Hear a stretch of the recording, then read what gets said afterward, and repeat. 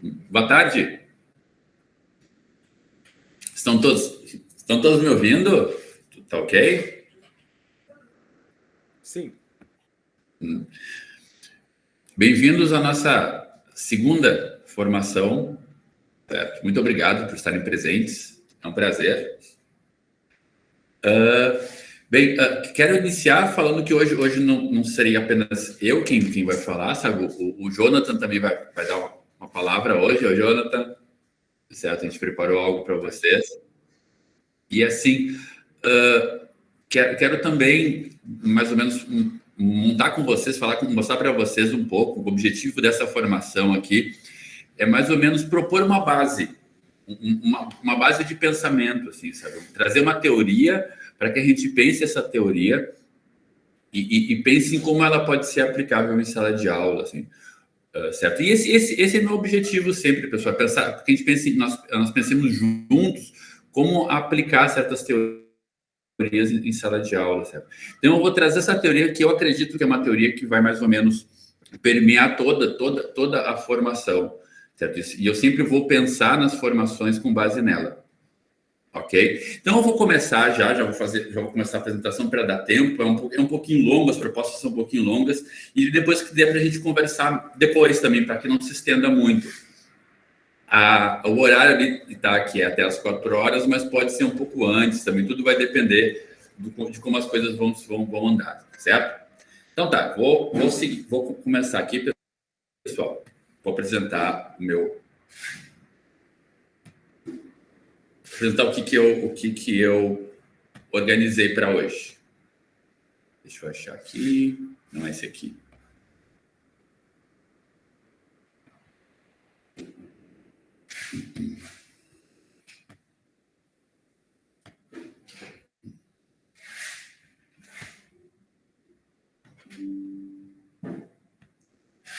Então, Escola Permanente de Formação Docente, professor Darcy Ribeiro. Formação em língua portuguesa. Nós já nos conhecemos. Sou eu.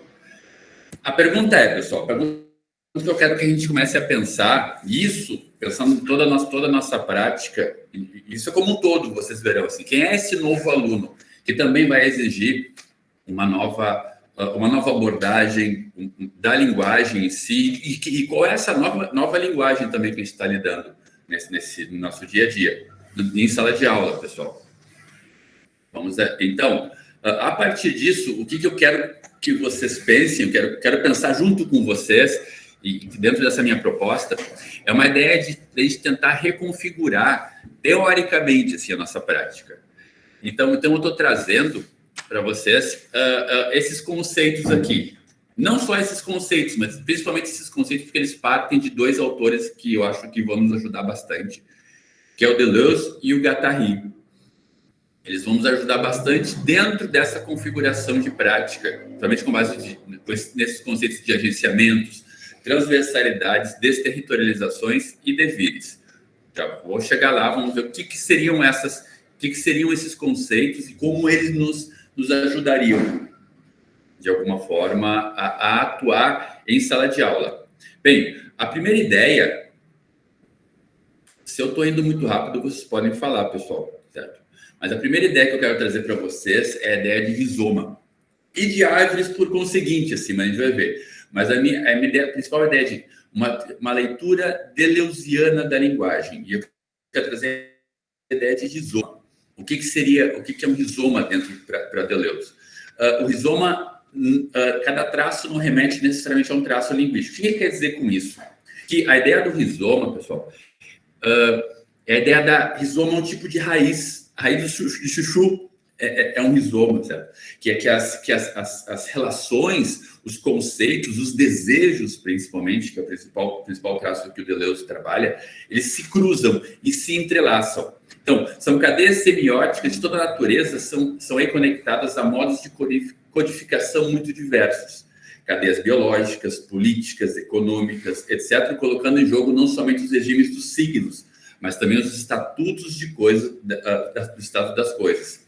Então, o rizoma, ele vai ser um encadeamento de valores, questões biológicas, e eu quero que nós comecemos a pensar que a nossa sala de aula é um grande rizoma. E principalmente na pandemia, em sala de aula, estamos em estados rizomáticos, um estado de cruzamento constante.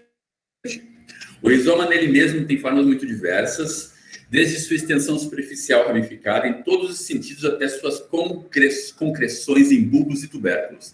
A rizoma, quando ratos deslizam sobre outros. Então, toda a ideia de que um conjunto de aqui, de alguma forma, está acontecendo uma inter-relação rizomática, certo? Mas que eu esteja falando a conceitos, valores, olhares, situações que se entrecruzam e formam uma rede rizomática.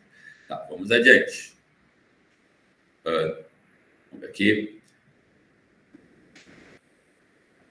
Só um pouquinho.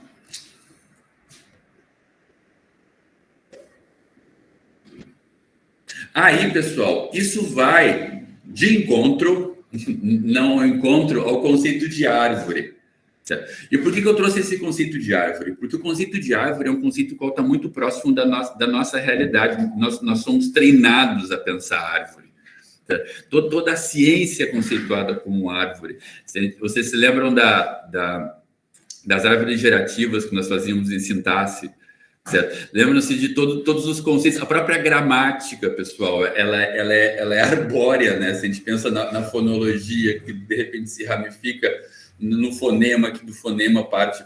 Sabe? A origem das línguas, perfeito, tudo tem uma certa hierarquia, a evolução das espécies e assim por diante, todos esses conceitos de árvore estão muito arraigados em nós. Quando nós aplicamos a gramática em sala de aula, a gente tem essa concepção de árvore, de que e a própria sala de aula, às vezes a gente tende a pensar que ela é uma árvore, né? Que ela é algo que parte do tronco, que é o professor, e que chega às suas folhas, que são os alunos. Mas não é assim, pelo menos não é assim que a gente está sentindo agora, principalmente. Agora que a gente comece a pensar, desapegar um pouco desse conceito de árvore e tentar observar nossa realidade a partir de um conceito rizomático. Isso que é muito importante, não caótico. Eu não estou dizendo que o rizoma é um caos. O Deleuze nunca falou isso aí, que o rizoma seria um caos. Certo? Mas de que as inter-relações se dão muito mais heterogêneas do que nós imaginamos. E de que as relações válidas, às vezes, dentro do conceito deleuziano e guattariano, eles são muito mais heterogêneos do que nós imaginamos e nós somos capazes de aceitar, às vezes. Certo? Vamos adiante. Aí, eu tentei criar um rizoma. Aqui, fiz um desenho de o que seria... Estou muito tentado, eu fiz isso aqui no muito tentado fazer um quadro e colocar lá em casa, assim, eu gostei muito do meu rizoma que eu fiz. Então, e o que eu quero que vocês observem principalmente nessa ideia de rizoma que eu fiz é que tem linhas mais finas e linhas mais grossas.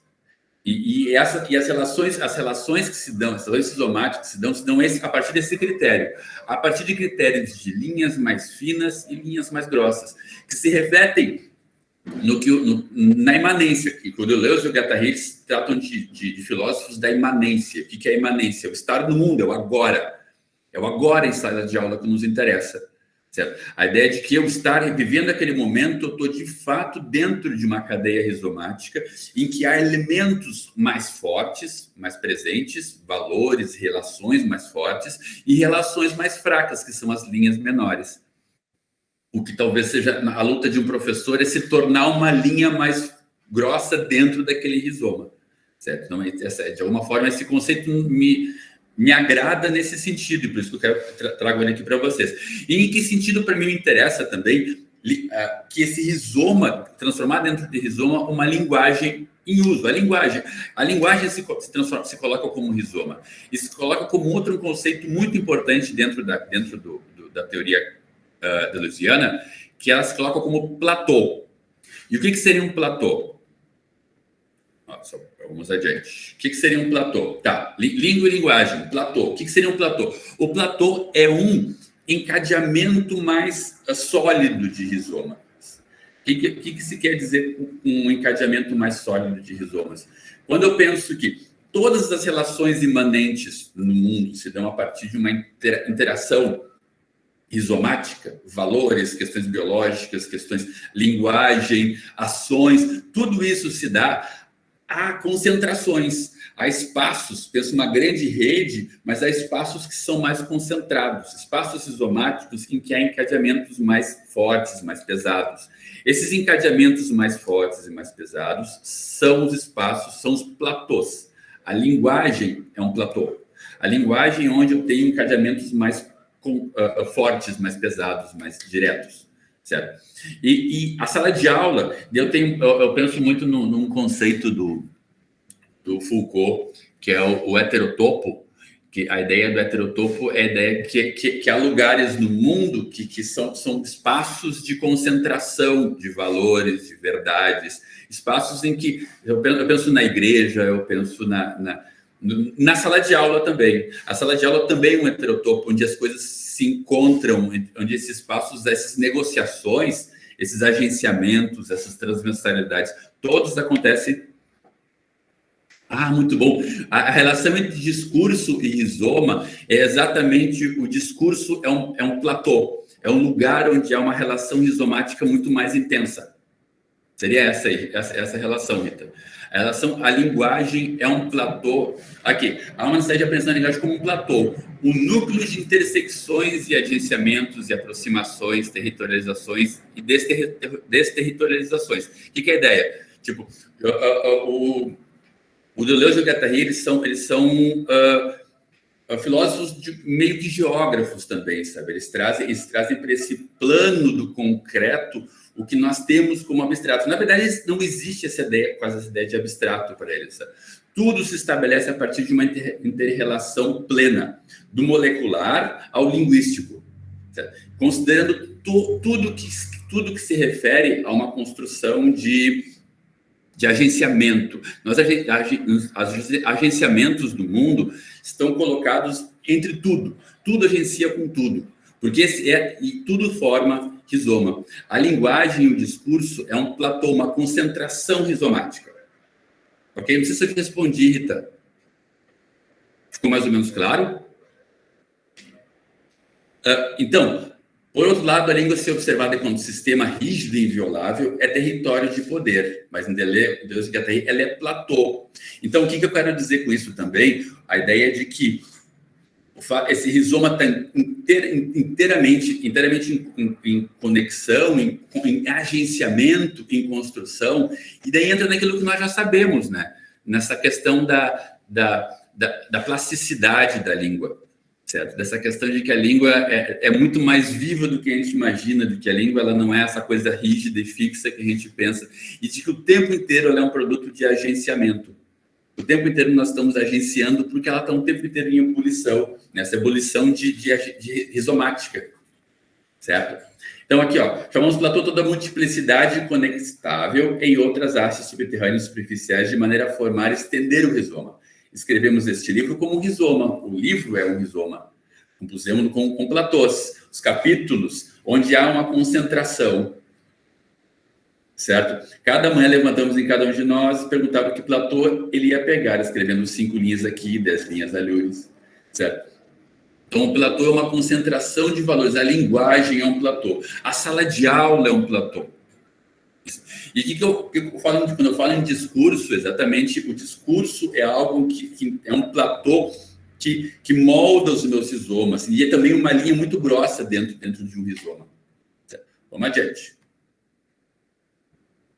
Dúvidas? Quem tiver dúvida pode perguntar. Aí, pessoal, eu trouxe esse conceito aqui que também é deleuziano, que nos interessa bastante. Interessa até ao nosso fazer, a nossa aplicabilidade, a relação de mapa e decalque. Toda lógica de árvore é uma lógica do decalque e da reprodução. Tanto da linguística quanto na psicanálise, ela tem um objeto, um inconsciente, ele mesmo representante, cristalizado em complexos codificados, repartindo sobre um eixo genético e distribuído numa estrutura sintagmática. Então, o que ele quer dizer com isso? Ele quer dizer que a lógica do decalque, eu tenho um mapa, eu tenho a construção do mapa, o decalque é sempre tu retira. A gramática é isso, né? Se a gente pensar na gramática, a gente sempre retira ela do mundo real, da prática real e observa ela. Às vezes até, se a gente fica pensando onde é que essa gramática realmente é aplicada, né? Ela é um decalque, às vezes, muito enganoso, onde é que realmente ela se coloca dentro da realidade, desse mundo mapa, certo? Perfeito, exatamente. Perfeito. O platô seria a língua em movimento. A língua seria só uma parte desse rizoma, um elemento desse rizoma. O platô é ela em movimento. Ela no espaço dela ali. Certo? Aí, quando eu penso em mapa, pessoal, eu penso que como uma extensão, como algo que eu não decalco da realidade. Transformar a sala de aula em mapa, não em algo que eu suspendo e coloco num lugar acima ou mesmo abaixo, sabe? Mas como uma extensão. Então, a análise da linguagem em uso, dos elementos que eles realizam, ela tem como finalidade a descrição de um estado de fato, o reequilíbrio de relações intersubjetivas ou a exploração de um inconsciente já dado camuflado, nos recantos obscuros da memória da linguagem. Ela consiste em decalcar algo que já feito a partir de uma estrutura que sobrecodifica ou de um eixo que suporta. A árvore articula e hierarquiza os decalques. Os decalques são como as folhas das árvores. Mas não nos interessa, que é interessante pensar que a folha da árvore ela não coloca, não tem um fim, né? Ela não se liga com uma outra coisa. Ela é o fim, certo? Olha, legal, Paulo. Ela não tem um fim, mas o rizoma, ele é puro agenciamento, ele é pura relação, ele é um elemento de relação, certo? Então, é isso que eu quero trazer também para nós, pessoal, que não existe um fim na linguagem em si, ela é só um elemento de relação, ela é rizomática, ela é cruzamento, ela é transversalidade, ela é agenciamento. Todos esses termos são termos deleuzianos que eu acho que nos ajuda muito a tentar apreender um conceito para a linguagem e para que a gente consiga, de alguma forma, rever a nossa prática nesse sentido. Porque, de fato, a nossa prática está lidando... Eu sinto, às vezes, dentro do rizoma, assim, sabe? Aqueles cruzamentos o tempo inteiro por mim. Tem a clássica situação, que eu falei quando a gente tivemos o presencial, né? Que chega no intervalo, eu posso ficar parado ali, olhando para todo mundo, assim, e vai continuar as inter-relações, as tensões, os agenciamentos, as transversais acontecendo, e eu fico ali. Antigamente, alguém dizia, olha ali, o professor quer falar. Agora, não mais. Então as inter-relações estão muito mais tensas, e nós estamos perdendo, tem linhas muito mais grossas cruzando a nossa sala de aula. Tem coisas muito mais interessantes do que nós cruzando a nossa sala de aula, e isso é uma questão que a gente tem que considerar. E tem que lutar para ser esse cruzamento mais significativo, assim, para eles. Vamos adiante.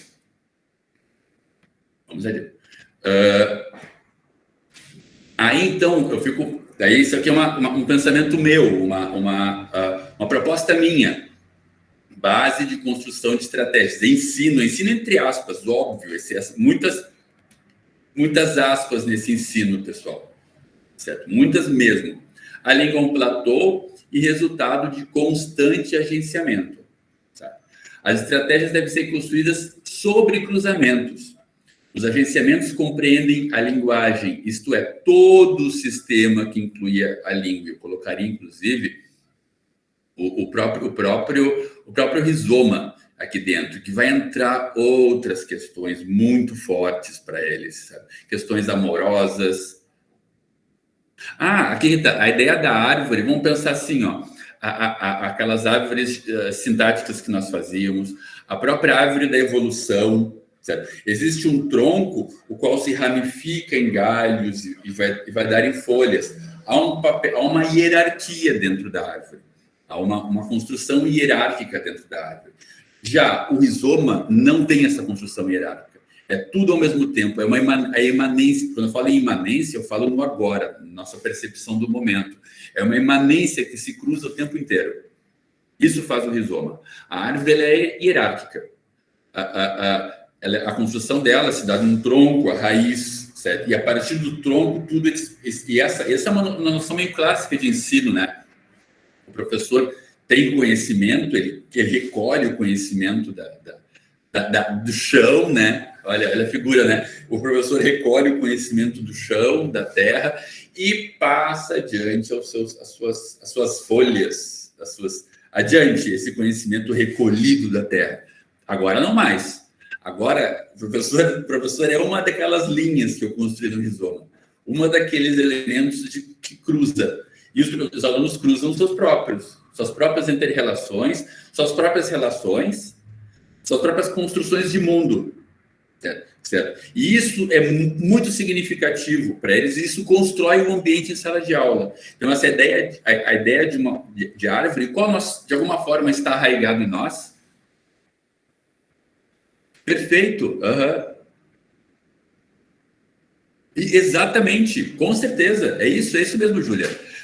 O rizoma, ele é exatamente o resultado dessas individualidades, e não só dessas individualidades, do próprio conceito de individualidade. O Deleuze, ele traz a própria ideia de indivíduo é um rizoma.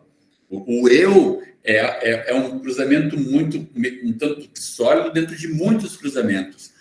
Tudo que forma Éder como sendo Éder é um cruzamento de várias relações. E essas relações, ora são mais grossas, ora são mais finas, que podem deixar de ser também. Pode ser tudo rizoma dentro de Deleuze e Guattari. Sabe? Isso é muito interessante. Então, e a sala de aula, nessa relação de imanência, ela é um espaço rizomático, um espaço de cruzamentos e de construção também de individualidades. As individualidades foram construídas fora, ela tá, mas ela não está em movimento, Rita. Como no rizoma ela está. Ela está presente na árvore, mas ela não está em movimento. Ela não está fora das relações que partem de um tronco, por exemplo. Sabe? Ela não está fora das relações que partem de um tronco e vão até seus galhos. Ela está... Entende? Então, existe uma questão que é uma ilusão, claro, que sempre se teve em relação à sala de aula, dessa relação do professor como controle, e de fato é uma busca, né? Porque a gente tem essa relação do domesticar, né, na sala de aula. Eu quero de alguma forma controlar para mostrar o melhor, mas hoje, principalmente no pós-pandemia, nesse novo aluno, esse controle não está... Essa relação arbórea, essa relação de que eu proponho tudo vem de mim, não está fazendo mais tanto sentido. Porque as relações rizomáticas estão, sabe, cruzando o tempo inteiro. Também depende, vou chegar aí. Ela também é um cruzamento. A gramática também é um cruzamento dentro de um rizoma, pessoal. Isso é uma coisa. E às vezes um cruzamento muito pequeno, mas um cruzamento. Sabe? Ela não vem... Eu lembro muito quando eu dei aula muito tempo em cursinho pré-vestibular, em curso para concurso, assim, e eu realmente, tipo, dentro daquele perfil de aluno, daquele ambiente, daquela situação, eu tinha uma abordagem totalmente arbórea, gramatical. Eu trabalhava fonologia, daí entrava no fonema, depois entrava nos encontros vocálicos, e ia indo como árvore mesmo. Depois ia para o galho da sintaxe, trabalhava sujeito, oração, até as subordinadas. Depois eu ia para a morfologia, tudo como galho. Nesse espaço, a gramática cabia como uma questão arbórea, como uma árvore. Certo? Agora, em sala de aula, não existe isso. Para mim, eu não estou conseguindo ter essa vivência, e agora eu percebi que não adianta eu ter essa vivência. Não adianta eu abordar a gramática como essa figura arbórea. Eu tenho que entendê-la como um cruzamento. Por isso a minha proposta depois é a seguinte, vai ser linguagem em uso, pessoal. A gente pensar em linguagem em uso e o que cruza aquela linguagem. Vamos chegar lá. Vamos adiante. Aí, Se a gente for observar a construção, os marcos de aprendizagem, a própria RCC, essa ideia aqui, pessoal, olha, unidade temática, campo linguístico, leitura, dentro do campo de atuação eu tenho a leitura, os objetos de conhecimento, e dentro dos objetos de conhecimento, que é a habilidade, de novo, campo de atuação, produção de texto. Isso aqui é uma árvore, pessoal. Eu trouxe aqui só... Não estou dizendo para a gente desconsiderar, não acho que a gente tem que desconsiderar os RCC. Desculpa a interrupção, mas deixa eu só voltar ali para devagar um pouquinho com a gente, comigo, contigo. Esse rizoma, ele se dá num âmbito, num dos momentos, não o primeiro ou o segundo, não uma hierarquia de tempo, mas ele se dá para mim e se dá para ti, não da mesma forma. Ou seja, tem um rizoma que eu construo e tem um rizoma que tu constróis, mais ou menos isso? Perfeito, Adriana, perfeito, exatamente. O que a gente tem que... As inter-relações, os agenciamentos que acontecem, as negociações linguísticas que acontecem em sala de aula sempre são únicas, sempre. Mas o que eu estou dizendo é só que a forma que elas acontecem nesse tipo de entrelaçamento. Mas sempre são únicas, sempre. E isso está dentro, isso se chama da multiplicidade do rizoma, ele é sempre único.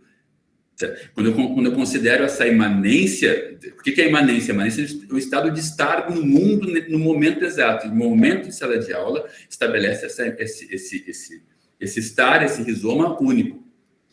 Ficou claro, Adriana? Sim, não, é que eu já estou pensando, acho que eu estou antecipando coisas, porque eu já estou pensando em que medida tornar o meu rizoma, ou esse rizoma que se dá em todas as partes, significativa para o meu aluno em termos de linguagem. Eu já estou, não sei se Perfeito.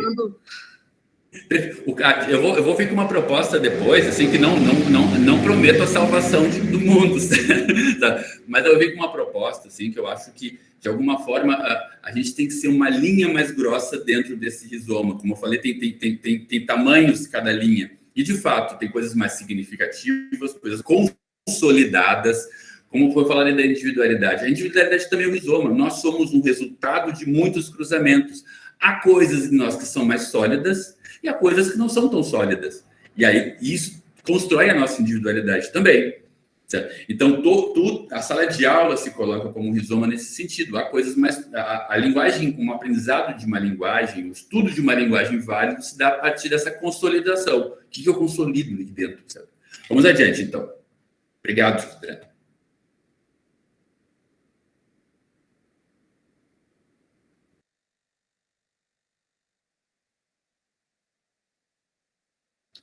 Acho que teu microfone está fechado, Éder.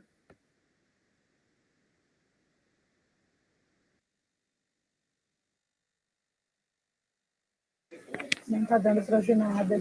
Acho que teu microfone está fechado, Éder. Não, ainda. Agora sim. Tá, desculpa aí, pessoal. Então, vou voltar.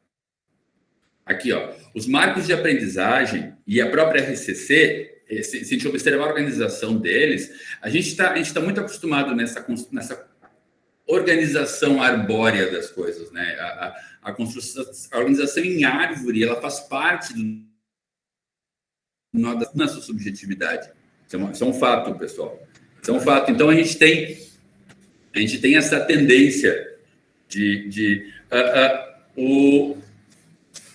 em estudos mais aprofundados do Deleuze e do Guattari, mais aprofundado do Deleuze e do Guattari, ele vai trabalhar até com essa ideia arbórea, essa ideia até dentro da construção de discursos autoritários. Depois, a árvore está tão arraigada na nossa subjetividade que ela vai construir também depois situações como o próprio fascismo, assim, sabe? Então, mas são estudos mais aprofundados deles que são bem interessantes, assim, vale a pena. Daí, pessoal, mas a prática e a imanência da sala de aula são rizoma. Isso que eu quero deixar claro, assim, isso que eu quero que a gente comece a pensar, que dentro do nosso movimento em sala de aula, entender que é um encadeamento de muitas coisas. das questões amorosas deles, que começam a invadir depois dos 6º e 7º anos, né? Das questões do brincar, das questões familiares. Eu estou lidando com muitos alunos que trazem relações com o pai, relações com a mãe. Hoje um aluno começou a chorar do nada, não queria me dizer o porquê que era, eu já via que tinha um cruzamento ali que eu não conseguia dar conta, e eu deixei ele num cantinho lá, ele na dele, assim, ele não queria falar, mas também não queria estar... sabe? Essas questões são muito maiores do que o professor, porque são questões isomáticas, questões que cruzam, são cruzamentos em sala de aula que a gente tem. E aí,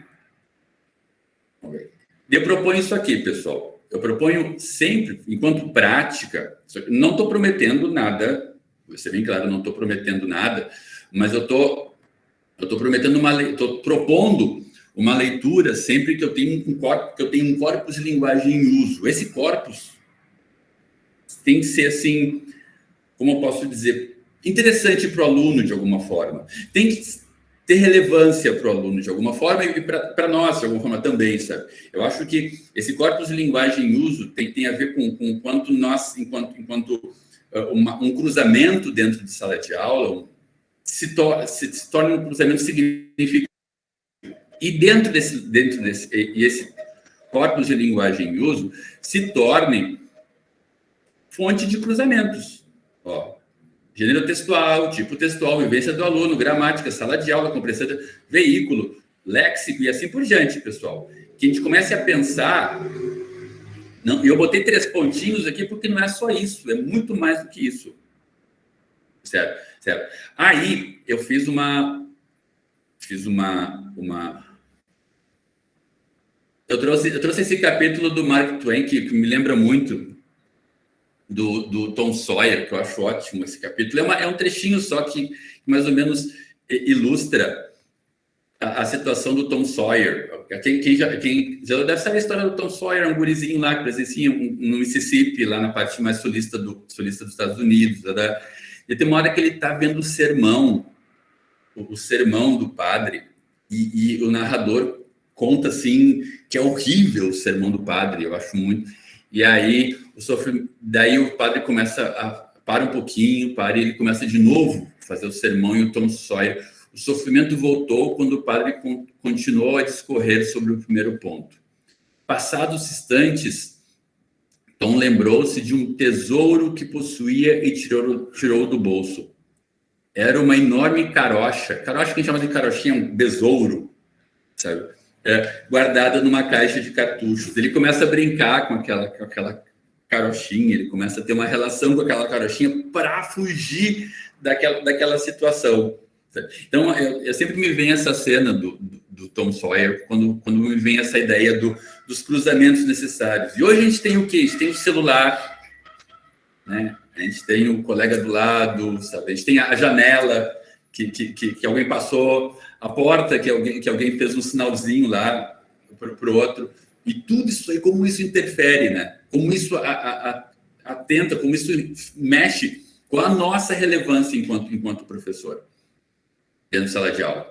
Aí, eu trouxe uma notícia, um texto, para a gente tentar... para a gente observar ele e ver possibilidades nele aqui. É uma notícia eu achei muito louco isso aqui, porque depois eu mostro para vocês. É do ano passado, e esse título é muito legal. É do Diário de Canoas, e esse título aqui é muito legal. Assim. Poeira misteriosa cobre pátios do São José. Legal. Exatamente. Daí aqui, ó, eu trouxe... Daí, ó, poeira, isso aqui aconteceu de fato ano passado, é uma notícia do dia 23 de agosto. E aconteceu agora, também dia 19. Dia 19 agora de junho, também essa poeira de novo invadiu os pátios. E eu gosto muito desse título, certo? Poeira misteriosa cobre pátios de São José. Equipe da Refap afirma que material não é tóxico e foi expelido após parada inesperada de maquinário. Eu dou aula, eu tenho 20 horas na escola Guajuviras, então isso é meio próximo da casa deles. E o fato de ser próximo da casa deles já, tipo, como assim? É aqui perto, pessoal, como assim? Que poeira é essa? Que poeira misteriosa é essa? E eu pergunto, onde é que está o fato de a palavra que chama atenção, assim, o misteriosa, onde é que tu vê essa misteriosa? A gente começa a conversar sobre, nas séries, em livros de terror, em histórias de terror. Isso já dá um tchan, assim, para eles pensar sobre o que é essa poeira misteriosa. Aí, a partir dessa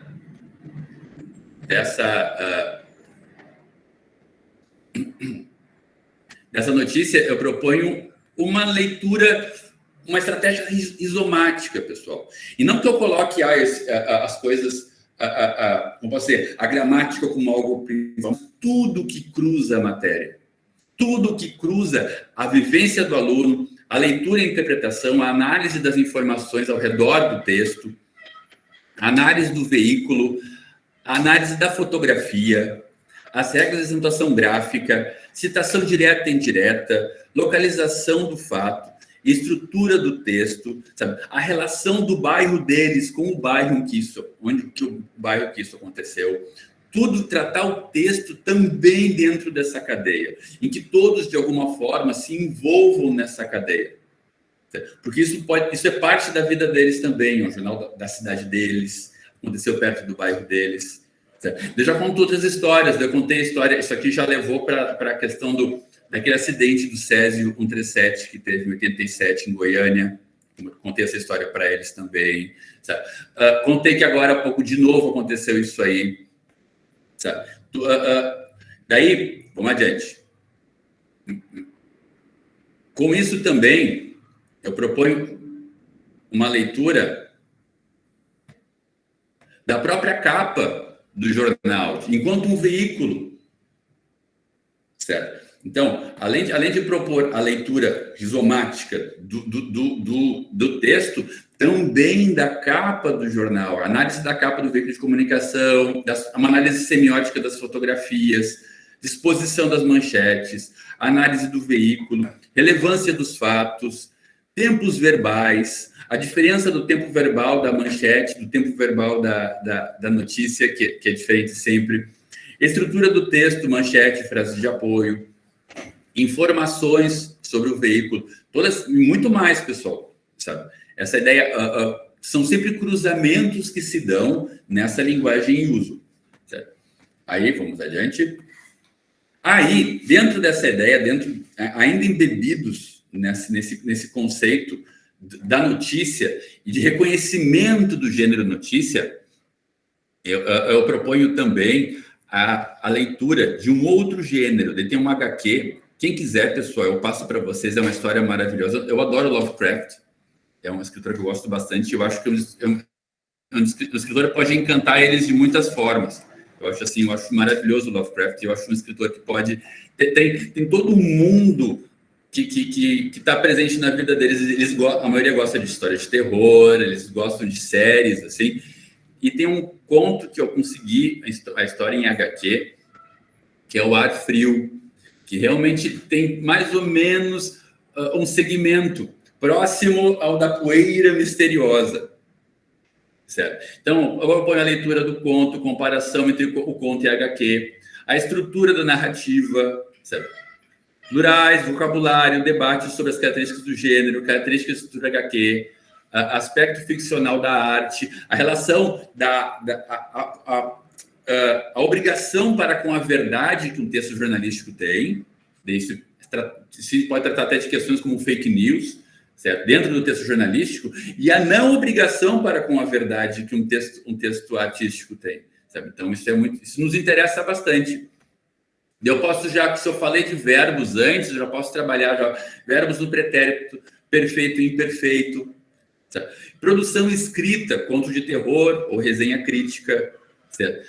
Vivências sobrenaturais dos alunos, que eles adoram contar as vivências sobrenaturais deles, assim, a gente pode fazer vários jogos, várias relações com isso.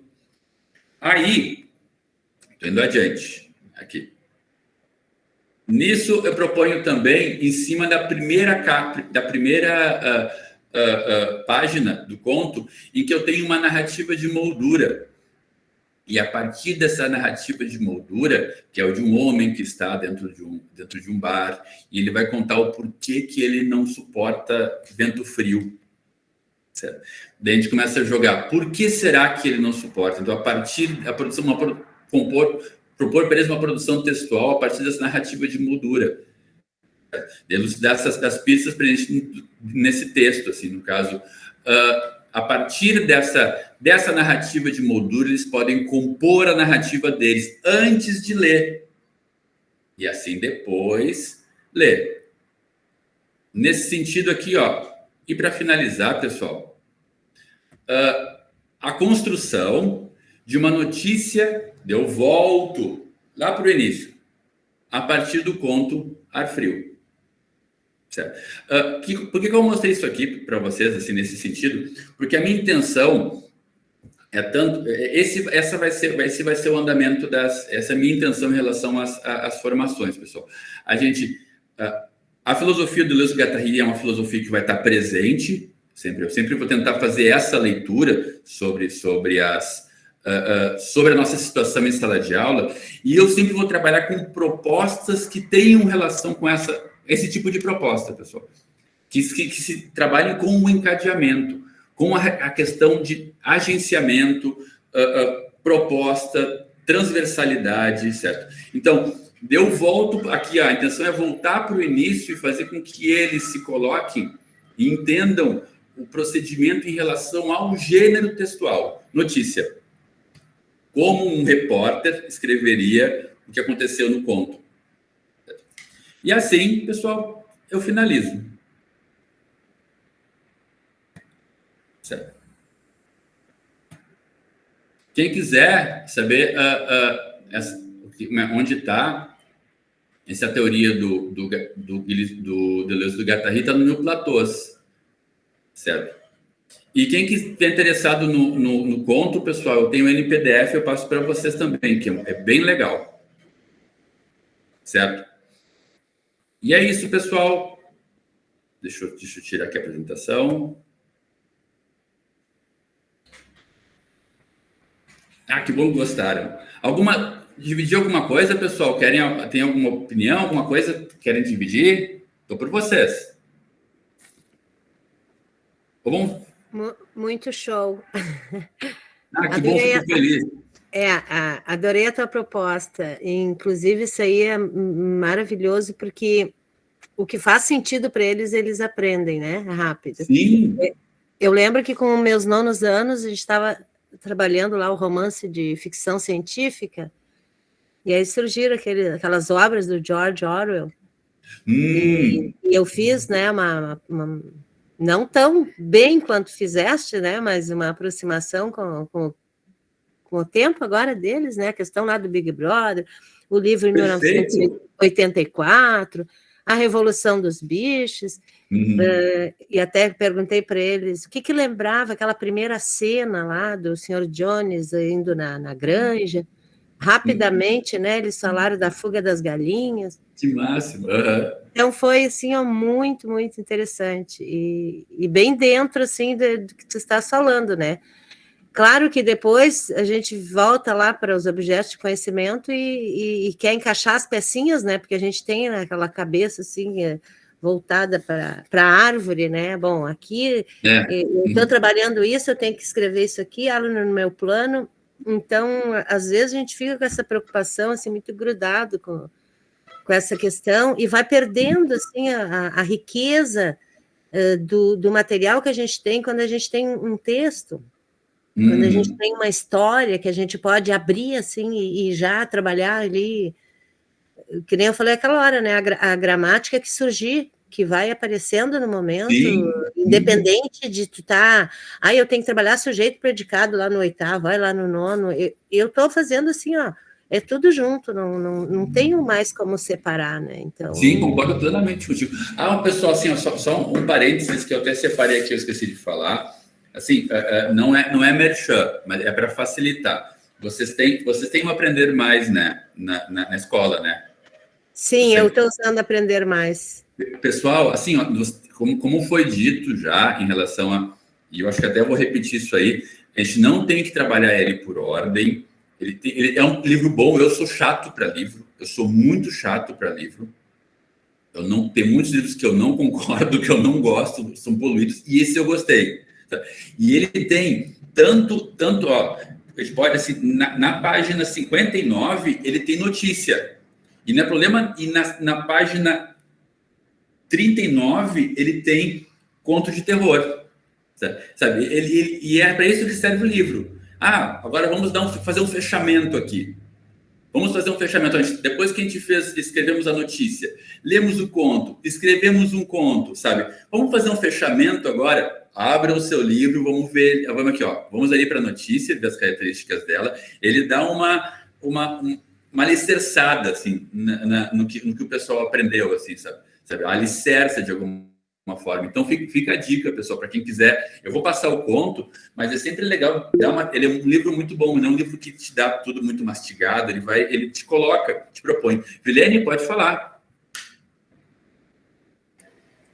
Isso, tá me ouvindo? Sim, estou. Nós estamos vendo um filme, trabalhando no 9º ano. Vimos um filme, Escritores da Liberdade, né? Que aí aparece... É o máximo esse filme. Aí aparece, se fala muito da Anne Frank, e aí nós fechamos todo esse trabalho trabalhando com as autobiografias que estão nesse livro Aprender Mais. Ali tem, né, uma sugestão de trabalho com autobiografia, e aí eles escreveram, assim, a autobiografia. Então, foi uma coisa que se juntou, assim, né? Juntou o filme, juntou o nosso trabalho com a Anne Frank e ali a autobiografia, né? Foi muito legal. Eu acho que entra bem nisso, assim, nessa coisa das relações, né? Das relações da linguagem, né? Porque a gente conseguiu juntar muitas coisas num único trabalho, num único tema, né? E eu também achei o livrinho bem bom, queria deixar registrado. Eu também sou chata, é a primeira coisa que eu reclamo quando vem alguma coisa pronta pra gente, mas eu gostei. Legal. Era isso. Ele é muito bom, mas ele tem alguns erros, né, dentro. Tem. Tem algumas coisas assim, que, falando em chato, né, eu também já vi. Eu já percebi. Mas o que me incomoda muito em relação aos livros, geralmente, é o quanto eles sobrecarregam, sabe? Tudo muito pesado, muito sério. Então, já tu abre, tu já sente, quando você vê o olhar do aluno, já tu abre aquilo e já não vou gostar, sabe? Então, mas ele tem uns errinhos, umas coisinhas bem pontuais, assim. Mas a abordagem eu gosto. Mais alguém, pessoal? Vamos fazer assim, ó. Agora vamos ouvir o Jonathan. E aí, no final, a gente tem mais um tempo para conversar. Tem um monte de coisa para falar. Certo? Jonathan? Cara, é difícil seguir aqui, depois dessa proposta. Na real, vou tentar casar o que tu falou com o que eu tenho para mostrar aqui. Na verdade, nós estamos num grupo, eu vou apresentando aqui, nós estamos num grupo excelente. Eu tenho certeza que se a gente desse 5 minutos para cada um aqui, a gente ia ter uma excelente formação. Então é sempre um desafio, né? Eu sempre me perco... aqui, é um outro botão agora de apresentar. Aqui. Eu tinha conversado um pouco, agora eu já não vou mais ver vocês, porque eu vou botar apresentar. Vocês estão conseguindo enxergar certinho? Sim. Tá dando? Sim. Não tá da forma que eu gostaria, mas... Porém, todavia, entretanto... Parece que tá um pouquinho cortado embaixo só. Embaixo, né? Eu testei antes e estava dando certo, agora... Enfim. Mas a maior parte da página tá... eu vou seguir assim, porque senão a tecnologia vai me vencer aqui. Então tá bom. Pessoal, eu sou professor Jonathan, eu trabalho na Escola CIS Brasil, uma escola no bairro Mato Grande, e conversei um pouco com o Éder sobre essa proposta que ele nos trouxe, para a gente pensar o nosso aluno no pós-pandemia, né, a partir dessa perspectiva de rizomas, de árvores. E no meu discurso eu vou tentar casar um pouco isso da maneira com que eu tentei trabalhar, ou estou tentando trabalhar com os meus alunos pós-pandemia. Eu sou professor de 6º a 9º ano, lá eu tenho todas as turmas de língua portuguesa, e no início do ano eu ainda tinha projeto de vida, daí agora eu já não estou um pouco mais projeto de vida, estou só com português. Imagino que outros colegas também tenham português e projeto de vida, dada a recente troca aí, recente inclusão dessa disciplina. Então tá. A gente está no final desse contínuo que a resolução 020 do nosso Conselho Municipal de Educação diz, né, de 2020, 21 e 22. Um contínuo pensando que ficamos pelo menos 1 ano e meio com a totalidade dos nossos alunos no ensino remoto, né? No caso da Escola Assis Brasil, com pouquíssimo acesso, acho que é repetitivo ficar falando isso, né? Imagino que seja a realidade de muitas das escolas também, com pouquíssimo acesso. No ano passado, com um retorno gradual, e esse ano, então, com a totalidade dos nossos alunos, né? Então, a gente está nesse final desse contínuo, para o qual os marcos de aprendizagem foram organizados, né? Então, aqui eu coloquei mais ou menos isso que eu disse. Nós tivemos pouco tempo de trabalho em 2020, um pouco menos que um mês, né? Em 2021, tivemos uma retomada gradual e agora, em 2022, estamos com as salas cheias, com muitos alunos sem máscara, brigando para eles colocarem a máscara. Tira a máscara, bota a máscara, tira casaco, bota casaco. E eu vejo que na nossa escola o grande desafio, digamos, nessa ideia que o Éder nos trouxe, seria reconstruir o tronco da escola, o tronco dessa árvore, né? A escola enquanto essa grande árvore da qual nós estamos aí nos rizomas, nos galhos, nas folhas, né? E eu acho que o principal, assim, o principal nutriente que a gente precisa, nós também, mas principalmente os nossos alunos, para eles voltarem a ver sentido na escola, principalmente nas escolas mais de periferia, é esse senso de pertencimento, né? Eu acho que a gente precisa reconstruir o senso de que a escola é importante, né? Muitos deles já perceberam isso durante a pandemia, mas ficamos aí um tempo fazendo o resgate dos alunos, né, entrando em contato pelo WhatsApp, as nossas equipes diretivas, e mesmo nós, professores, eu chegava a comentar nos stories dos alunos que eu sigo, né, no Facebook, no Instagram, cara, volta para a aula, esse ano já voltou tudo, bora. Então, eu acho que é resgatar esse senso de pertencimento. Na nossa escola, eu estou como vice-diretor de gaveta também, então o pouquinho que eu tenho de influência eu tento ocupar os espaços que a gente ganha, né? E a ideia foi então reconstruir esse senso de pertencimento, também repensando um projeto de escola, né? Então isso aqui é uma premissa do que eu vou falar. Que escola que nós queremos, né? Eu sei que nós estamos numa formação de língua portuguesa e talvez não seja nosso papel aqui, mas pensando numa perspectiva de gestão democrática, todos nós participamos da gestão de alguma maneira, né? Toda vez que nós estamos conversando com os nossos alunos, planejando aulas, nós estamos executando aulas, nós estamos executando uma política pública, nós estamos executando um projeto de escola. Então a gente fez basicamente um resgate do nosso hino, que a gente escreveu em 2019, né? Junto com uma turma de 7º ano e 2 alunos mais destacados junto comigo, a gente escreveu,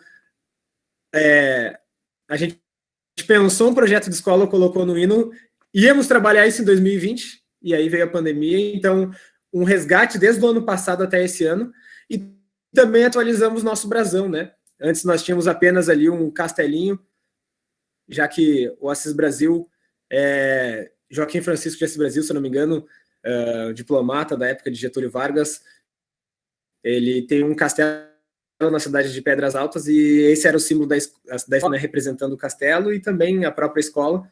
Junto com o que diz o hino, a gente colocou um livro, né, da onde sai a escola e da onde se abre o mundo. Repensamos a nossa... Não tinha, na verdade, bandeira, nós criamos uma bandeira inspirada na bandeira de Canoas, né, que ela tem esse formato, dividindo o verde, verde e vermelho, e a gente pensou em verde e azul.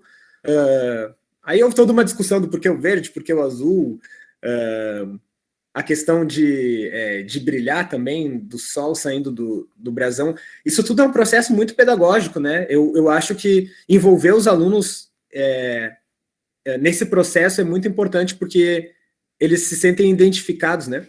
Então, eu não sei se todas as escolas do município têm, mas esse é um processo muito rico. Incentivar, né, o resgate desses símbolos. Aqui está o nosso hino, a gente construiu ele em parceria junto com o professor Augusto Souto, professor de música aqui do nosso município, e ele fez a música e nós fizemos a composição da letra, né? Então, o momento de criar um hino é pensar aquilo que nós queremos para a nossa escola, né? E então, eu imagino que nós tenhamos diversas realidades no nosso município, mas eu coloco aqui algumas questões, né? Como está a minha escola? Como eu posso participar ou induzir esse processo? Que processo? O processo de senso de pertencimento do aluno. Da gente se enxergar nesse tronco, né? nesse paradigma maior. Talvez a gente possa, assim como na Escola Aços Brasil, também repensar os símbolos. Se a escola já tem todo show de bola, vamos resgatar, vamos pensar o que nós queremos. Se não tem, quem sabe criar um processo de composição, conversar com a direção, conversar com os alunos, com os pais, com os colegas professores, e começar esse processo. Eu acho que é um momento muito bacana de se sentir pertencente mesmo. Né? Outra ideia também que provavelmente muitas escolas estão bombando nesse sentido agora é a questão de pesquisa, a feira de ciências, né? Na nossa escola nós estamos nesse processo aí também. Eu acho que é um momento legal que os alunos podem voltar a estar fazendo pesquisa dentro da escola, né? A gente até fez, e tivemos o caso do Johnson no ano passado, sendo premiado na Mostratec, mas foi por muito interesse e vontade dele, né? Então agora a gente está dando oportunidade novamente para que a escola toda possa se envolver com isso. Feiras literárias e saraus, então, fazer com que o aluno se coloque na escola, sinta que está fazendo parte. Eu destaquei aqui as feiras literárias, porque as proposições aqui, o que eu vou relatar agora, tem um pouco mais a ver com isso, né? Mas eu trouxe essa ideia do senso de pertencimento, porque é aí que essas proposições, esses planejamentos pedagógicos se encaixam, na ideia de fazer o aluno se sentir parte de algo maior, da escola. Foi o que funcionou para mim na minha escola, foi o que funcionou para muitos de nós, daí que muitos de nós nos tornamos professores, né?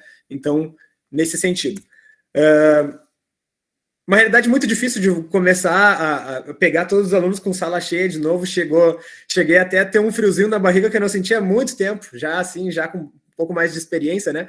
Pegar aquela turma cheia de novo, antes estava todo mundo bem separado, enfim. Agora, né, em março desse ano aí, com as salas de aula cheia, senti aquele frio na barriga e pensei, né? Foi que eu pensei ali em fevereiro, antes, como começar, da onde que eu parto. E partimos do básico, né, de uma escrita diagnóstica, pedindo um relato em primeira pessoa, no qual eles contaram nome, idade, gostos pessoais, qualidades, defeitos e um sonho, ou sonhos, né, no plural também. E foi uma escrita interdisciplinar com um projeto de vida, já que também era a disciplina que estava ministrando naquele momento para essas turmas. E também teste de escrita, porque é a realidade de vocês também, mas na Escola do Brasil é demais, questão da inclusão, né? Nós temos alunos no 8º ano com problemas de alfabetização, né?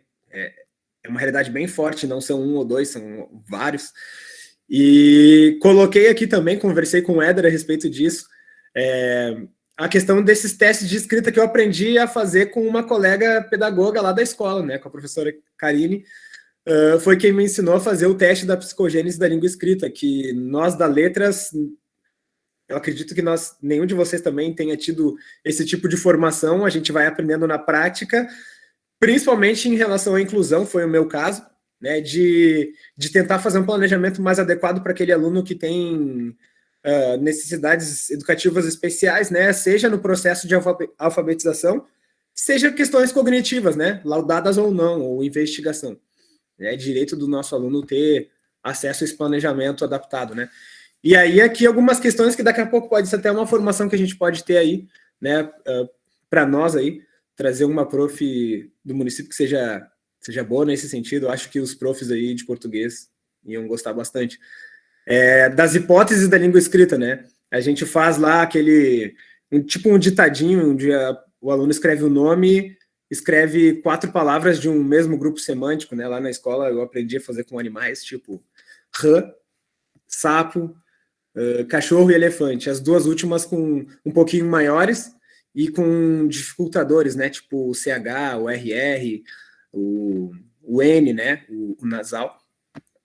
Para poder fazer essa análise. E depois uma frase, então, com pelo menos uma dessas palavras inseridas num contexto de frase, né? E daí a gente consegue verificar as hipóteses lá, se o aluno está pré-silábico, né? Se ele está silábico alfabético, né? Com valor sonoro ou não, tem essas discussões, né? Alfabético.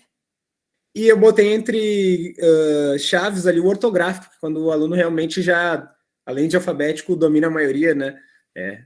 Das regras de escrita da norma padrão. E como base peguei ali aquela habilidade mais geral que nós temos na BNCC, no RCC, e que está nos marcos de aprendizagem, né, abrindo caminho, que é a primeira habilidade que fala sobre produção de textos em diferentes gêneros, né? Então, do 6º ao 9º, sempre considerando os objetivos, né, o gênero, o suporte, a variedade linguística, com estratégias de planejamento, elaboração, revisão, edição, avaliação, né, que o texto possa ser escrito e reescrito, né, utilizando regras de ortografia, pontuação, editando textos também, inclusive digitalmente, né? Agora com os Chromebooks nós temos essa facilidade, então escrever e depois ter a oportunidade de digitar os textos. Daí que a partir desses diagnósticos iniciais a gente verificou que as turmas estão mais multisseriadas do que nunca, já eram, né, heterogêneas, a gente sempre aprendeu isso, que as turmas já são heterogêneas, é o mito da turma homogênea, mas mais do que nunca nós temos, dentro do 6º ano, muitas séries ali dentro, né, muitas, e aí, bom, são 2 anos de pandemia que vai ser difícil traçar a individualidade de cada um. O fato é que nós temos essa fotografia. No 6º ano, gente que teve só o 4º ano, depois ficou 0, 4º ano, 0, 5º ano, né? Estamos lá no 6º ano. Tem gente que conseguiu se esforçar, tem gente que tinha mais condições, tinha computador, os pais eram presentes, então nós temos essa diversidade, né? Muitas lacunas de aprendizagem no geral, e também os alunos de inclusão que ou estagnaram ou retrocederam. Eu percebo isso muito com os testezinhos são hipóteses, né? Fazer aquele teste não quer dizer que tu tá mais ou bem alfabetizado, é uma hipótese, mas muitas vezes ela é representativa, né? De casos em que os alunos estavam muito bem, já estavam lendo livros já até em letra imprensa, que é a maioria das fontes que nós temos, né, que voltam daí depois só com o bastão, ou que já estavam quase ortográficos, como é que pode, né, tão silábico-alfabéticos de novo? Claro, falta de prática, né? Então, a estratégia de ensino foi trabalhar de forma multisseriada. Em certa medida, Nossos Brasil, eu sempre tive que fazer um pouco disso, assim, mas agora mais do que nunca, agora isso está no plano de trabalho mesmo, formalizado, né? Então, levando em conta objetos e habilidades dos anos anteriores. Aí, já que eu tenho todas as turmas de todos os anos, né? 2 turmas de cada, eu tracei uma estratégia de planejamento para o 1º, 2º trimestre, assim, nessa divisão aí, fora aquele período de sondagem que eu estava fazendo esses diagnósticos, da seguinte maneira, né? Já que eu tinha pedido uma escrita em primeira pessoa, meu objetivo, então, no geral, era trabalhar a 3ª pessoa, que é um desafio, né? É um pouco complexo tu escrever, tu colocar a tua opinião, tu colocar as tuas ideias em 3ª pessoa. E aí que eu pensei de 2 linhas de trabalho, uma com os 6º e 7º anos, e outra com o 8º e 9º.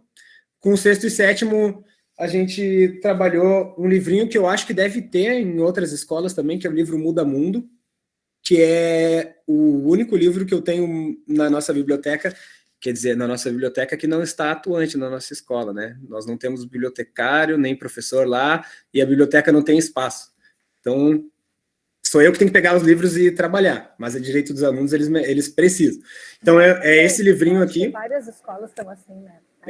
Eu já separei numa caixa, até os livros, aí eu pego, levo, volta. Exato. Infelizmente, exato. Mas é um jeito de trabalhar, né? É o jeito, né? Nós precisamos formar leitores, né? Só que lá no Assis ainda não tem nenhum espaço na biblioteca, está num cantinho. Mas, enfim, vai melhorar. Estão reconstruindo a escola. E aí, enfim, então esse livrinho aqui, tenho bastante cópias, ele é um livro sensacional, se vocês tiverem, dê uma olhadinha lá, porque eu sempre trabalhei ele com o 6º ano, agora eu trabalhei com o 6º e com o 7º, né? Tem 4 historinhas, 4 capítulos, a ideia é bem legal, o João é um personagem que quer mudar o mundo, e aí mostra ele, tipo, como se muda o mundo a partir de casa, na escola, na rua e na comunidade, né? Então, é bem tri.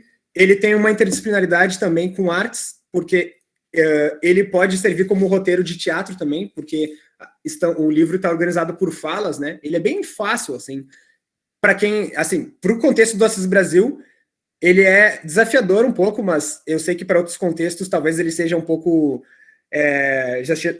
talvez possa ser um pouco mais passado, assim, nesse sentido da complexidade, né? Daqui a pouco nós temos leitores mais maduros, né? Mas para o Assis Brasil ele é muito bom para o nosso contexto.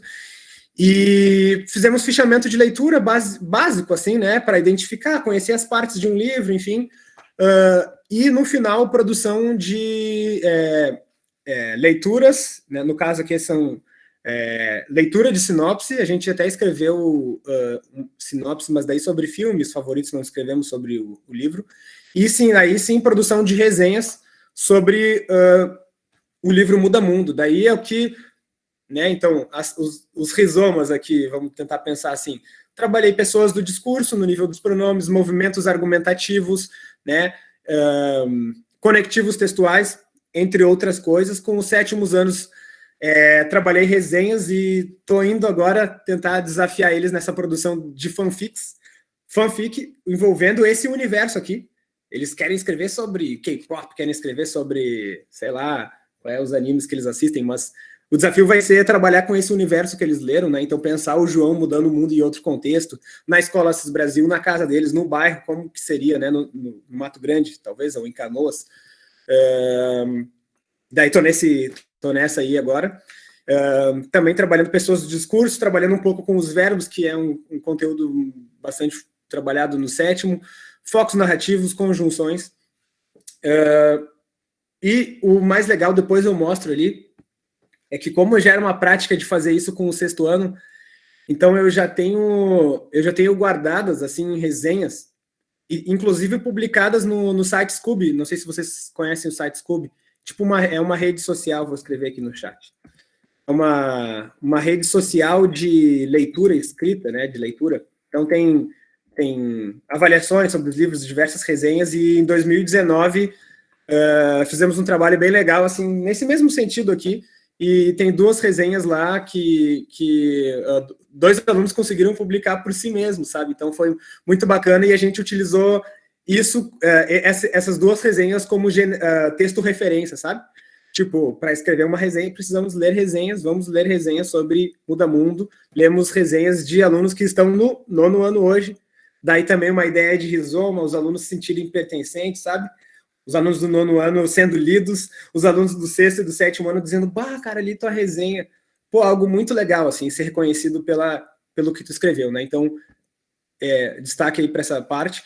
No 8º e no 9º ano, também utilizei o livro Aprender Mais, daí do 9º ano, mesmo com o 8º também, nessa perspectiva de trabalhar biografias, né? A gente começou tendo um relato um pouco mais autobiográfico lá com aquela escrita diagnóstico com um relato em primeira pessoa. O desafio foi, então, escrever em terceira pessoa. E aí o desafio de também montar um roteiro de entrevista, daí também trabalhando pessoas do discurso, foco narrativo, que seria em terceira pessoa, conjunções, elaboração de um roteiro de entrevista e executar o roteiro de entrevista, porque quando tu tem as perguntas feitas, fica muito mais fácil, e as respostas redigidas, naturalmente, fica muito mais fácil de tu montar o gênero biografia. Da mesma forma que, voltando um pouco para o 6º, para o 7º, fazendo o fichamento de leitura, fica muito mais fácil de tu montar a tua resenha, porque muitas das perguntas que eu coloquei ali eram resumir brevemente a primeira história, a segunda história, né? Então, daqui a pouco a tua resenha tá ali, dizer qual história tu preferiu, quais são os pontos positivos e negativos do livro, o que tu gostou, o que tu não gostou, se tu achou infantil, se tu achou legal, se tu gostou dos personagens. Então, fica, assim, essa ideia de rizoma também, ver como as coisas se encaixam, né? Que o gênero, ele nasce de um planejamento, tanto na biografia quanto o gênero resenha. Eu trabalhei aqui no 9º ano, é a primeira, logo na página 5 aqui, fala de biografia e autobiografia. Utilizei essa primeira unidade. Aqui, eu trouxe aqui 3 fotinhos, só para ilustrar um pouco, aqui neste caso, como eu trabalhei com a inclusão, né? Eu peguei uma atividadezinha adaptada que eu já tinha, mas a ideia daí nesse trabalhar da fanfic, né, de criar histórias, peguei aqui uma folhinha que eu já tinha, prof, né, sempre traficando folhinhas, né, na sala dos professores, e eu peguei essa com uma prof do 5º ano, e, cara, se adaptou bem. Eu sou meio contra, assim, sabe, só pegar e dar uma folhinha para o aluno de inclusão, mas eu acho que ela tem que estar, não sou contra, naturalmente, o uso, mas o uso sem contexto. Então, o contexto aqui foi de produção, né? Produção de narrativas. Então, aqui o desafio era fazer a leitura, né? É um aluno que ele estava silábico no teste de escrita. O teste de escrita acabou ficando na escola, senão eu tinha uma fotinho dele, acabei não achando no celular aqui. E a minha ideia foi mostrar que com esse trabalho o aluno chegou num nível silábico alfabético. Né? Então, a gente corrigiu junto. Desculpa, eu tô meio engasgado aqui. Então, ele tinha que ler aqui a história dos amigos sapecas, né? Então, tu tinha ali o Saci e o Curupira, eles estavam numa floresta, enfim. E aí, numa das noites, o lobo estava uivando, e ele estava perto do celeiro, 2 cavalinhos haviam sido amarrados pelos caçadores. Quando o Saci e o Curupira viram aquilo, eles resolveram, e aí o aluno tem que dar um desfecho para a história. Aqui, o Vitor, do 7º, eu pedi para ele ler junto comigo, né? Como a gente faz no teste da psicogênese. Daí, neste caso aqui, é muito legal, porque esse aluno ele colocou na cabeça, assim, ele falou: esse ano eu quero aprender a escrever, só. Ler não tá tão difícil, mas quero aprender a escrever.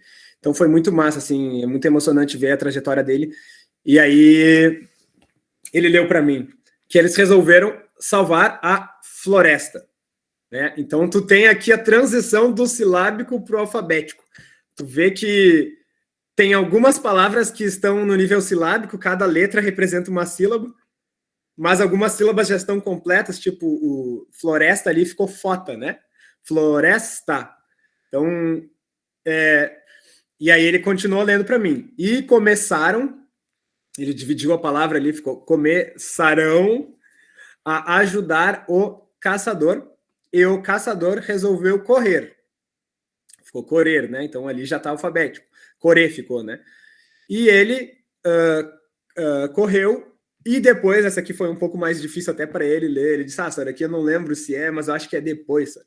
E depois caíram no buraco. E daí, buraco, tu vê que tá alfabético, tá ortográfico, né? Inclusive.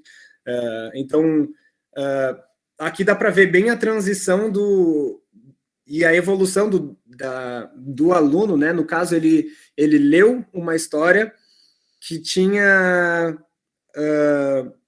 o clima, até o clímax, digamos assim, né? E ele teve que dar o desfecho. Conseguiu produzir o desfecho, isso no 7º ano, um aluno de inclusão, né? E, cara, produziu esse texto aqui, mostrei no conselho de classe, e os professores também ficaram: o Vitinho escreveu isso. Então, é uma forma de envolver, né? E esse é o nosso desafio, pegar aquele planejamento que a gente tinha feito, no caso ali a produção de fanfics, que estamos indo agora para o 7º ano, e aqui não é bem uma fanfic, mas tem uma questão de produção textual, né, de narrativa. Então esse foi o desafio. E a outra coisa que eu mencionei aqui no trabalho das resenhas, são 2 resenhas que estão publicadas no site Scooby, né? Só que lá o livro Muda Mundo não está publicado como Muda Mundo, tá com o título original do livro, que é Tudo Começa em Casa, é o título da primeira história. Então, se procurar Tudo Começa em Casa, Cristiane Osterman, vai achar lá o livro, tem 2 resenhas. As 2 resenhas publicadas são dos nossos alunos que estão no 9º ano hoje, e em 2019 estavam no 6º ano. Então, assim, tem aqui a gente produziu no nível sem utilizar escrita digital, eles publicaram por eles mesmos, né? Então eles tinham produzido no caderno. Então nós temos aqui, obviamente, alguns problemas com acentuação ainda, pontuação, né? Mas o que importa para mim aqui é ver que o objetivo foi atingido, tanto de chegar ao ponto de compartilhar a resenha que foi produzida em sala de aula num site, né, numa rede social de resenhas. Então,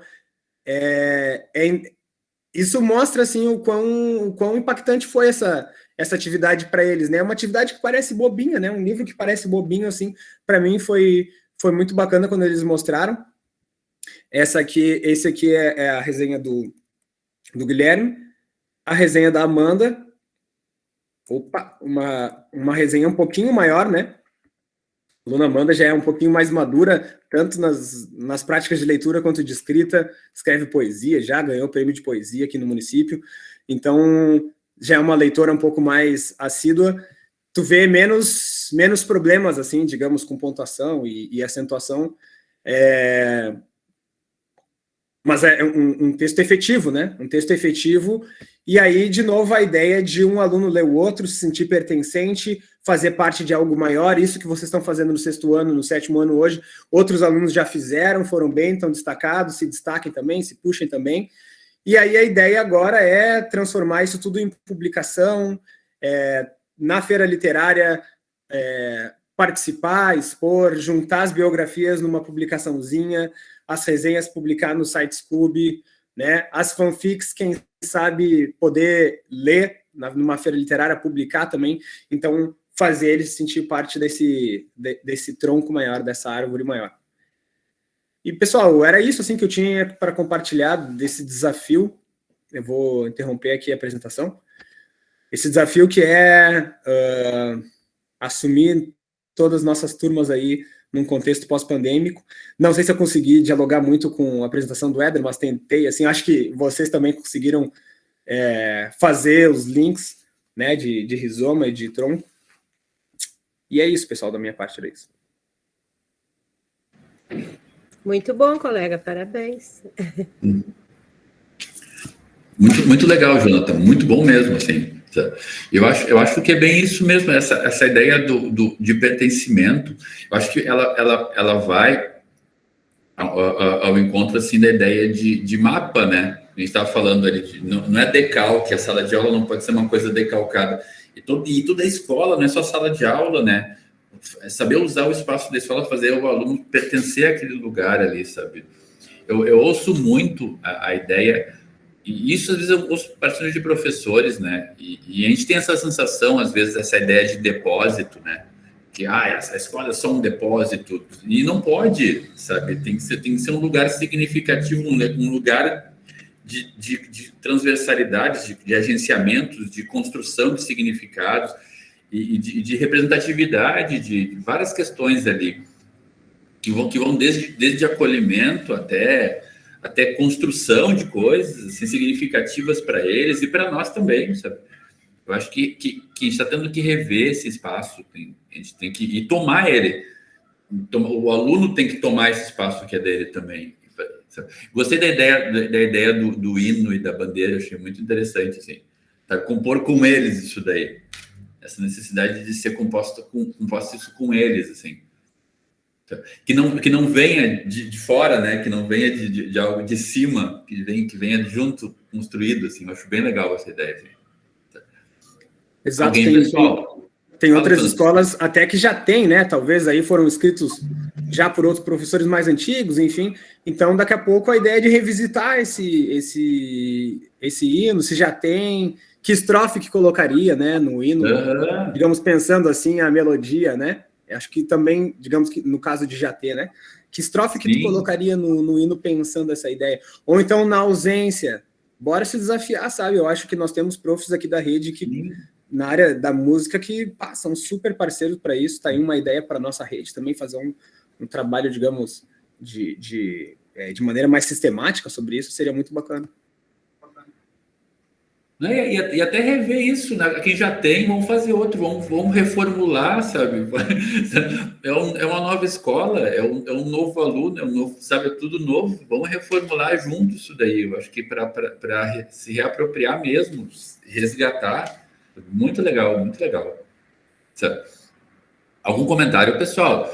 Viram que eu deixei o formulário de presença ali. Ok?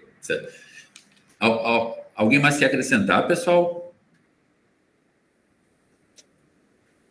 Eu estou falando aqui das biografias, eu acho que é um assunto bem legal mesmo de se tratar, assim. Tanto deles para eles se sentirem também biografáveis.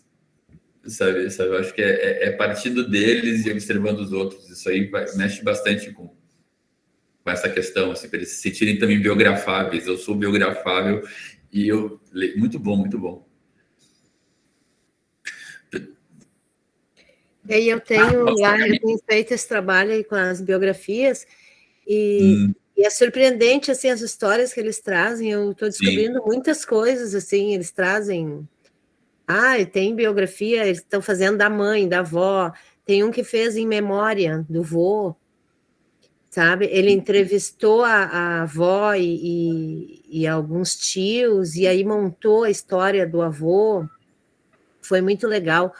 Outro trouxe a biografia da mãe, que a mãe foi adotada, que passou dificuldades. Então, assim, são histórias, olha, emocionantes. Que legal, que legal.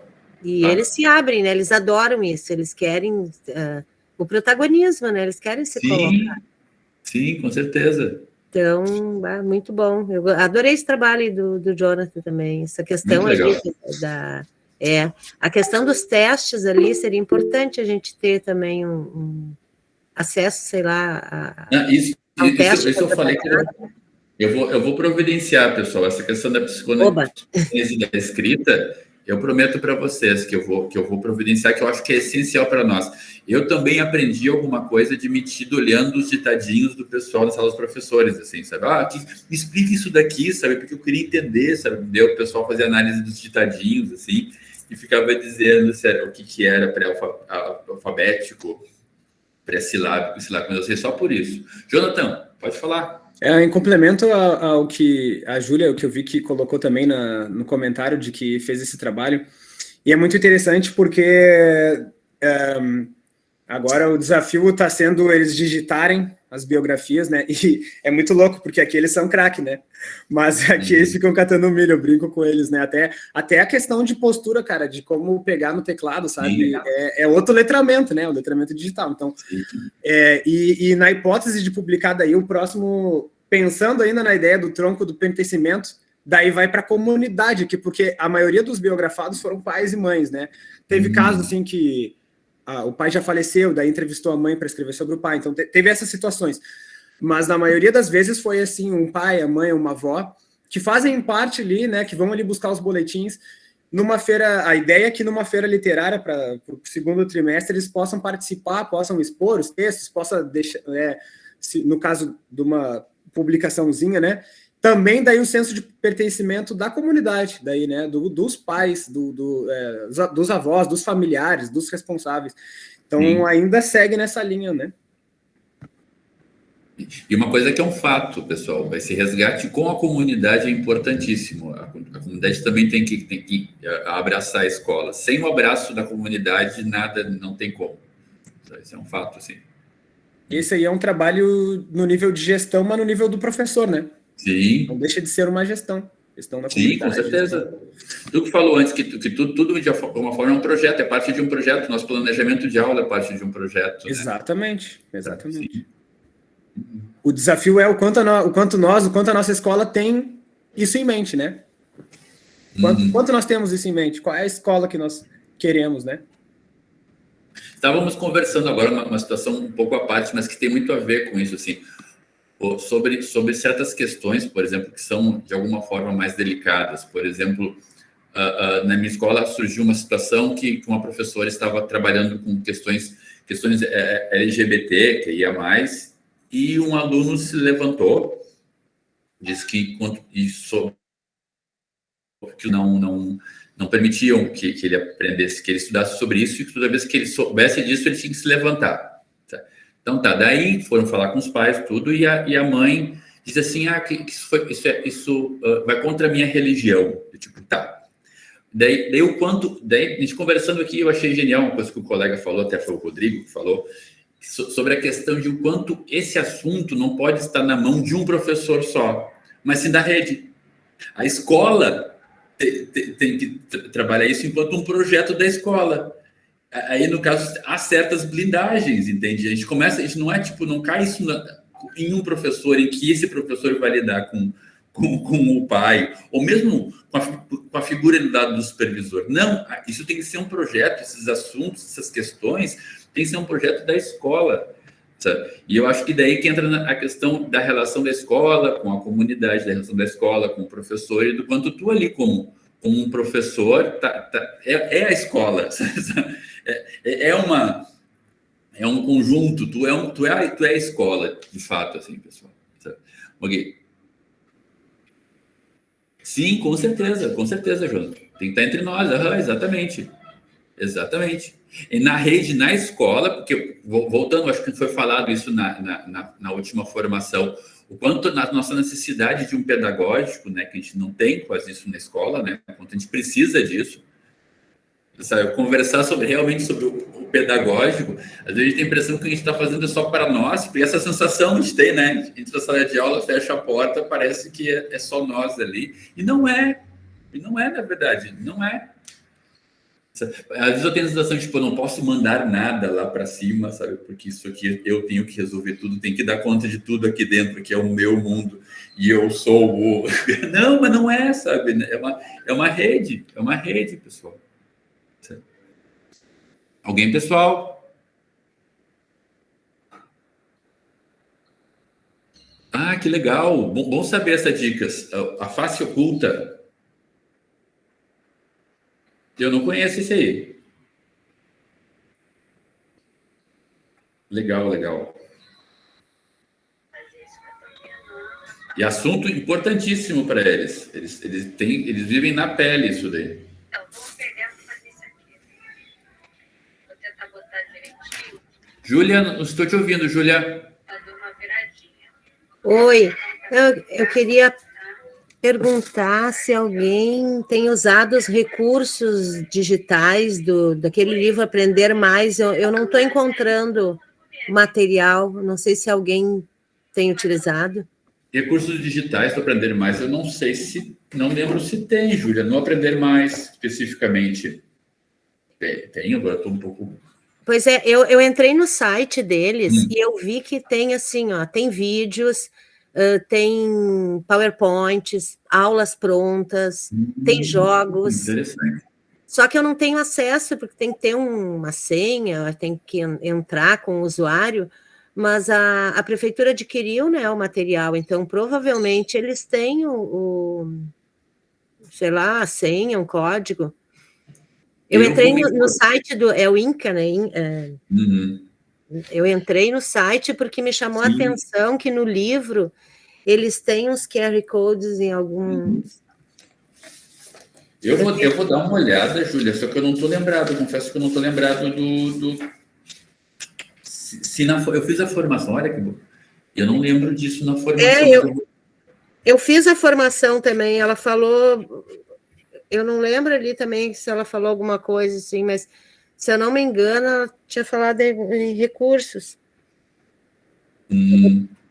Vamos informar melhor. Eu não sei se o que foi adquirido pela prefeitura... Eu tenho essa dúvida. Tem direito a usar esses recursos, porque eu entrei no site que tem um material que foi feito para São Paulo, mas é o mesmo livro. Sim. E aí eu vou me informar melhor. Por favor, eu gostaria de... Pode deixar. Pablo? Não, só comentei que eu também tentei entrar nos QR Codes esses dias em aula e não consegui. Aprender mais. Eu não sei se está disponível para nós, eu vou me informar melhor sobre isso, pessoal, porque eu não lembro de ter visto isso na formação. Mas eu vou ver, eu prometo para vocês. Deixa eu ver aqui. De repente é um pacote, é um combo com algumas, né, com um cardápio diferente para cada prefeitura, então, de repente, para nós veio só o livro, mas aí a gente quer usar todos os recursos, né? Claro, com certeza. Pelo que eu vi, são muito bons os recursos. Interessante. Vou informar melhor, tá, Júlia? Prometo para ti. Eu deixo no grupo depois. Isso, obrigada. Pode deixar. Eu perguntei para a Gabi aqui, ela disse que não tem a parte da plataforma. Tá. Guria, já tenho resposta. Não tem a parte da plataforma, só os livros.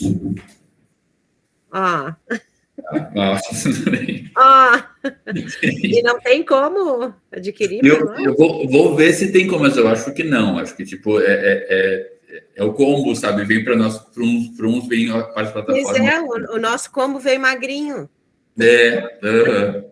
É porque assim, na verdade, eles não são os livros oficiais. Temos os livros oficiais, esses foram livros extras, né?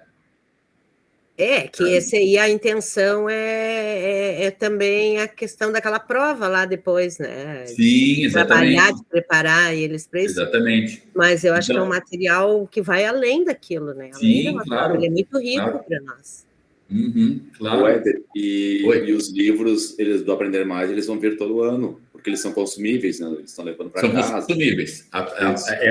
Eu não sei se a questão do ano que vem, mas a princípio eles são consumíveis, cada aluno tem o seu, tem um nomezinho lá. Eu deixo sempre em sala de aula porque eu sei que eles não vão trazer depois, sabe? Mas a princípio a ideia é ano que vem ter mais. Eu acho que a gente até podia pedir, porque a gente também ficou sem a árvore de livros, né? Que não tem mais o app, e eu usava direto com os alunos. Inclusive, eu tive a minha aluna que tirou lá o primeiro lugar ano passado, a Lívia, no ranking da leitura da árvore de livros, e a gente estava no meio de um trabalho e veio a informação que não poderíamos mais usar, então a gente... também perdeu esse recurso, né? De repente, liberarem algum outro para nós. Sobre os livros do Aprender Mais, nesse ano são esses os livros, né? A gente vai aguardar ver se vão ser os mesmos no próximo ano, né? Se vai ser essa mesma compra, né? Para o próximo ano, esses mesmos livros. A gente sempre dá o feedback para a nossa secretária da Educação de que os professores estão gostando, né? Por isso que a gente sempre avisa, né? Olha, os professores da área estão gostando, estão usando os livros, para que se mantenha ou não, né? Se os professores não estão gostando, a gente avisa e daí faz ou não a troca. Então, podem sim consumir, né? Como vocês perguntaram, né? De o aluno levar o livro, tudo normal. Mas a gente não pode dizer se vai vir nos outros anos como são os do MEC, justamente porque a gente não sabe, não é uma compra sistemática como acontece com os do MEC que vem, né? Que não é compra, né? Que vem dessa forma. E sobre a árvore dos livros, é aquela orientação que veio do Estado, né? Lembro que acho que a gente conversou na primeira formação, né?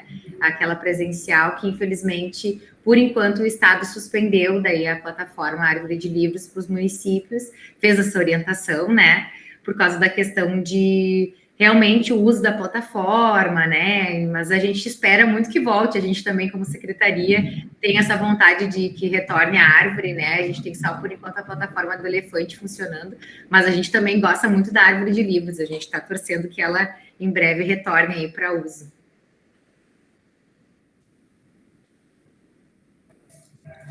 Certo, pessoal? A árvore de livros, a notícia que saiu na mídia, no jornal, televisivo, né, foi de que era superfaturamento e eram questões mais sérias, assim. Eu não sei se a gente deveria torcer para voltar ou não, né? Então, não é assim. Eu usei a plataforma, mas acho boa tudo, mas não sei se... Eu não vi o que eu realmente não sei o que ficou comprovada com ela, né? Mas o que a notícia que saiu pelo Estado é que tinha uma compra muito grande de acessos e pouco uso, né? Então, que tinha lá uma quantidade X de acessos e para a compra era muito, né? Não tinha nem cabimento ter uma compra tão grande para pouco acesso. Então, daí eles suspenderam, o Ministério Público que apontou.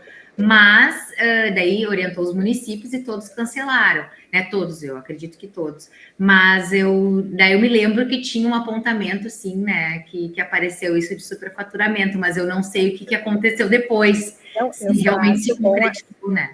Eu só acho bom a gente primeiro saber, né? O que realmente aconteceu para tu não estar envolvido, a gente não estar envolvido, né? Dando aval por uma coisa que não é legal, né? Não é legal, no sentido de ilegal mesmo, né? Com certeza. Outra coisa que eu estou trabalhando também os livros do Aprender Mais e coloquei ali no chat que eu não estou gostando muito, é no seguinte sentido, eu acho que o investimento tão alto nesses livros, eu acho que poderia ser para um outro tipo de material, essa é a minha opinião. Né? Eu não acho o material tão útil pelo valor, né? Eu imagino, né? Não sei o valor, mas imagino que seja alto. Eu preferiria um outro tipo de material. Né? Mas isso é um assunto para uma outra ocasião. Claro, eu lembro que veio ano passado, Rita, isso estou falando do que eu vi, né? Ano passado veio quando a gente recebeu as pessoas que vieram mostrar materiais, enfim, né? Que tem uma verba específica para o aumento de IDEB. Então, por isso é que não são comprados outros materiais, né? Por exemplo, agora comprar dicionários, a gente vai comprar outros jogos, né? Não pode ser comprado outras coisas, e sim são livros para esse aumento. Sim, eu digo mesmo, desculpa te interromper, mas mesmo para o IDEB, para esse funcionamento, esse trabalho, eu acredito que o material poderia também ser outro, né? Sim. Muito mais focado nas questões e não ali, talvez tenha um pouco, né, muito texto, eu acho que isso tudo é trabalhado no livro didático, né?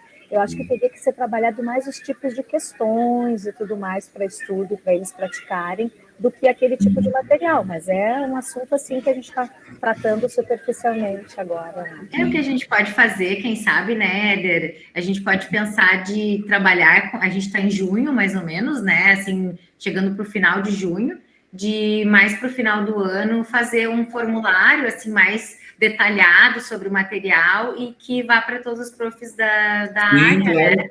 Para que vocês possam avaliar bem o material e o uso dele nesse ano. E daí já vai saber para ajudar também as secretárias, né? Secretária pedagógica, que é a Sinara, e a secretária Beth Colombo, para fazer a compra do próximo ano, né?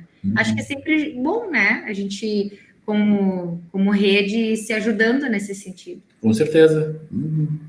Daniela? Boa tarde, pessoal. Só um comentário sobre árvore, né? Eu também tinha um trabalho em andamento, e aí quando foi cortado o acesso, que aí existe até hoje, né? A qualquer momento acho que pode sair do ar. Mas é impressionante o quanto os alunos, eles agradeceram, assim, quando eu disse que não haveria mais acesso, porque querem o livro físico, né? Eles querem ter o prazer de ter a literatura em mãos, assim, né? E eu acho que é um momento de se pensar nisso, assim, o quanto a gente oferece tecnologia, o quanto a gente oferece telas e telas, né? E o quanto talvez seja o momento de dar um passo atrás, muitas vezes, né? E aí eu estou desenvolvendo um trabalho com literatura agora no segundo trimestre, com o livro físico que tem na escola, né? Com uma quantidade razoável, tem um título na escola, e tem funcionado muito, muito bem. Então, assim, é de se pensar também isso, né? O quanto a gente tem incentivado o uso da tela, o excesso disso, né? E só um comentário, a gente estava falando antes sobre a questão LGBT que ia mais, né? Eu desenvolvi um trabalho, outro assunto já, na Semana do Dia Internacional da Mulher, e impressionante como os assuntos são delicados em certas comunidades, né? Eu trabalho na MF Tancredo Neves, que fica na Estância Velha, e utilizei uns materiais, uns vídeos, o texto de lei, da Lei Maria da Penha, né? Desenvolvi todo um trabalho naquela semana, veio um material da secretaria também para trabalharmos, né? E um pai foi até a escola para dizer que a professora de língua portuguesa não estava dando aula de língua portuguesa, estava fazendo militância feminista, etc, etc, etc. E o quanto é delicado, né? Quanto a gente está vivendo num momento delicado, de que esses assuntos transversais, assim, que deveríamos estar todos alinhados na escola, né, para tratar, quase não está sendo possível se tratar, né? De tão delicado que é o momento, assim, que a gente está vivendo enquanto país, enquanto, né, mundo, praticamente, né? Então, só um comentário, assim, um adendo ao que a gente conversou antes, né? O quanto está difícil. Mas o trabalho foi feito, mesmo assim, teve sucesso, e os alunos adoraram, assim, foi uma reflexão muito significativa, muito boa, e continuemos, né? Ô, Daniela. A tua militância foi boa, então, Daniela, parabéns. Apesar dos pesares. Interessante que a comunidade é bastante crítica ali, né? O pai usou exatamente essas palavras. A professora deveria estar ensinando o que é sujeito, o que é predicado, o que é um objeto direto. O meu filho vai fazer a prova do Instituto Federal e ela não está ensinando língua portuguesa. Ela não está ensinando língua portuguesa. E eu trabalhando um texto de lei, né? Toda a configuração do texto, eu também trabalhei. Imagina. Não só a questão da reflexão sobre a violência contra a mulher, né? Não só como se fosse uma coisa pequena, né? Como se fosse uma coisa pequena. Sabe. Mas, enfim, né? É triste. É triste a gente ver, mas apesar que depende da comunidade, né? Eu fiz na época a reescrita das frases machistas. Os alunos fizeram toda a reescrita, um painel assim bem grande, daí as mães entravam na escola, ficaram paradas olhando, sabe? E apreciaram até, e foi bem interessante, e assim, essa experiência aí da Daniela também a gente já teve com outros assuntos, né, que a gente não podia tratar um texto na sala, por exemplo, namoro na adolescência, tem até um texto de língua portuguesa que a gente trabalha com namoro na adolescência, e também já tive pai dizendo que a gente estava estimulando eles a namorarem, incitando, não sei o que, como se eles, né, a gente conseguisse ensinar mais do que eles já não aprenderam aí. Então é bem complicado, né? Tem tudo isso para a gente pensar nela ainda dos planos. Selma? Oi. Mas tá baixinho.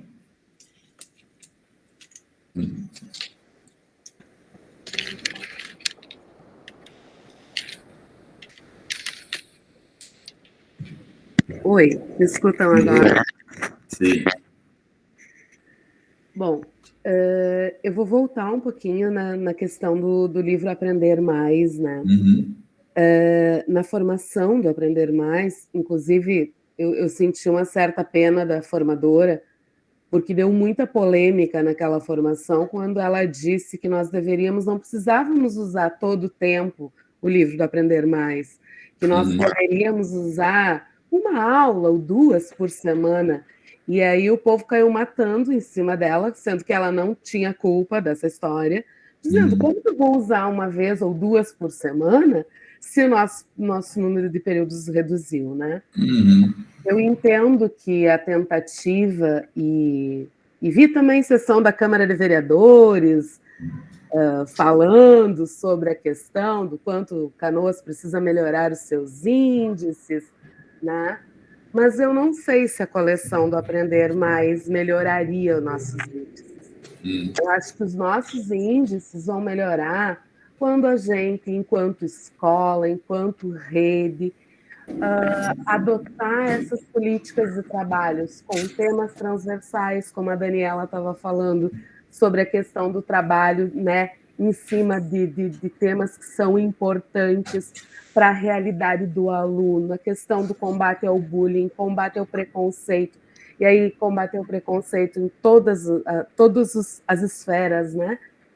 E aí eu fico pensando, aí eu concordo com a Rita, quando ela diz que talvez esses recursos, que a gente não sabe quanto foi, eu não sei se tem esse acesso em algum lugar, está registrado isso, talvez eu esteja pecando por não ter ido investigar direito, não sei quanto foi gasto para a compra desse material do Aprender Mais, mas será que se esses recursos fossem revertidos em outros materiais, por exemplo, as feiras de iniciação científica, os professores, até onde eu sei, os banners, quando vai para a Muscitec, tem que sair do bolso do aluno, tem que sair do bolso do professor.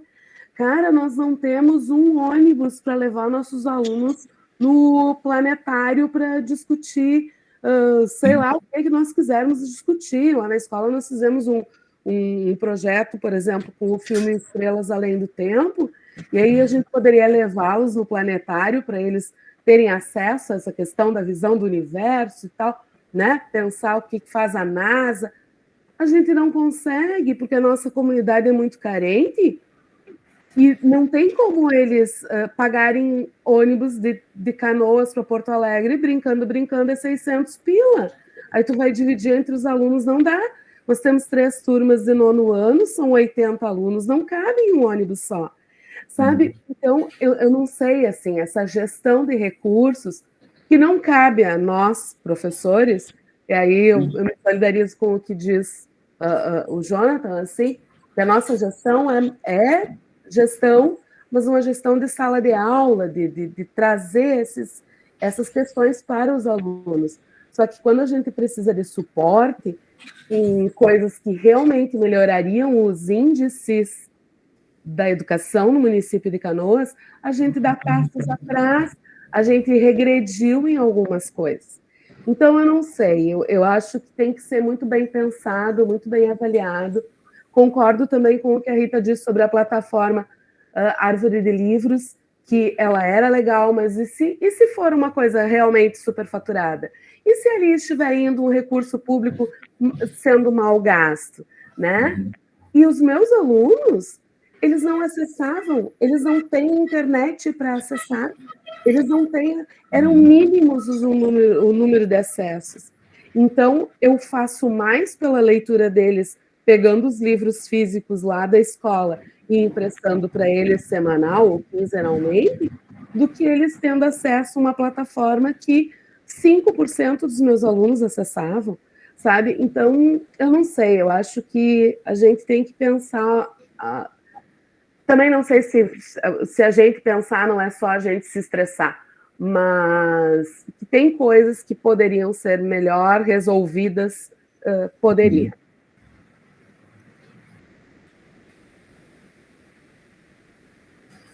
Alguém mais, pessoal?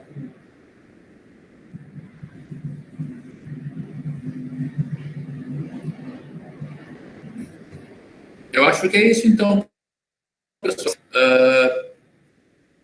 Não tem mais a acrescentar. Eu concordo muito contigo, Selma. Eu acho que, mas às vezes também eu acho que a gente não pode abraçar tudo e tentar lidar com o que a gente tem, assim, da melhor maneira possível, dentro dessa nossa realidade. Assim, eu concordo plenamente contigo. Mas não dá para a gente tentar abraçar tudo e ficar batendo a cabeça com essas coisas, sendo que a gente está voltando com a realidade de imanência de sala de aula, assim, sabe? A nossa realidade de sala de aula é outra. A gente tem que, de alguma forma, dar conta dela, sabe? E eu acho que estamos fazendo, eu estou vendo trabalhos muito bons sendo feitos aqui e a realidade vai se transformar, sim. Eu percebo que a gente está conseguindo superar muita coisa. Eu já estou já estou observando que turmas que eu comecei no primeiro trimestre já estão um pouquinho melhores, eles já estão um pouco mais civilizados, já estão entendendo essa nova dinâmica de sala de aula, já estão se adaptando com a dinâmica de sala de aula.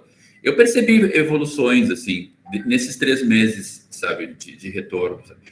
E eu acho que isso tudo vai refletir, pessoal. Tanto o trabalho de vocês vai ficar, eu acho que de alguma forma, por a gente ter lidado com uma situação tão extrema ano passado e retrasado, eu acho que os resultados agora vão ser muito mais claros para nós. Assim. Eu percebi isso, tenho percebido isso, resultados muito mais claros.